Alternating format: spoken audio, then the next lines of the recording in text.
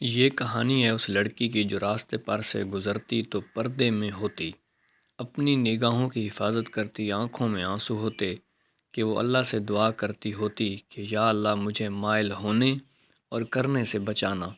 اس کو وہ حدیث بہت اچھے سے یاد تھی جو اس نے پڑھی تھی کہ مائل کرنے والی اور ہونے والی وہ جنت کی خوشبو تک نہیں پائیں گی۔ وہ ڈرتی تھی اس انجام سے۔ اس نے پڑھا تھا کہ ایسی عورت کی سزا یہ ہے کہ اس کو بالوں سے لٹکایا جائے گا اور اس قدر دردناک عذاب ہوگا کہ اس عذاب سے اس کا دماغ ہڈیوں کی طرح پکے گا۔ وہ روتی تھی یہ سب سوچ سوچ کر کہ یا اللہ مجھ میں ہمت نہیں یہ عذاب سہنے کی۔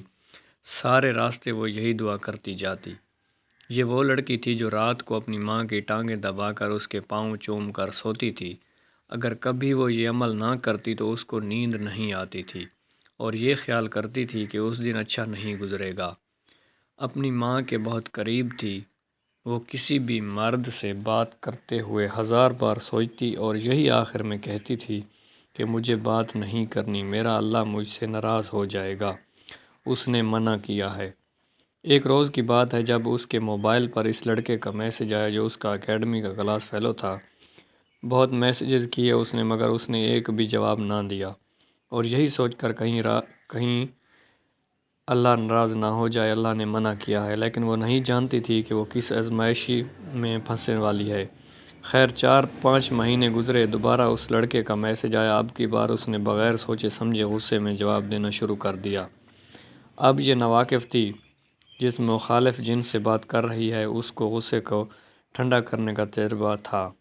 خیر یہاں سے اس لڑکی کی تباہی کی سیڑھی شروع ہوئی اور یہ باتیں ہوتی ہوتی حرام محبت میں بدلی۔ وہ جانتی تھی یہ گناہ کس طرح کا غلیظ گناہ ہے، وہ یہ بھی جانتی تھی مگر وہ اپنے دل میں اس بت پوجا کرنے سے باعث نہ آتی تھی۔ وہ اس گناہ سے نکلنا بھی چاہتی تھی مگر اس کو چھوڑنا بھی نہیں چاہتی تھی۔ وہ اس کو شادی کا کہتی مگر وہ نامردوں والی باتیں جو اکثر کرتے ہیں، میں ابھی سیٹ ہو جاؤں، پتہ نہیں گھر والے مانیں گے یا نہیں وغیرہ۔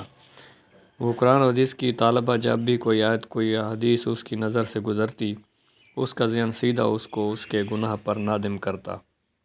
کبھی اپنی معلمہ کی زبان سے اس گناہ کو سنتی تو کبھی کسی اور سے۔ اللہ نے اس کو بہت سارے ذرائع سے سمجھایا، وہ سمجھتی بھی تھی مگر وہ جس دلدل میں چلی گئی تھی وہ اس سے نکل نہیں پا رہی تھی۔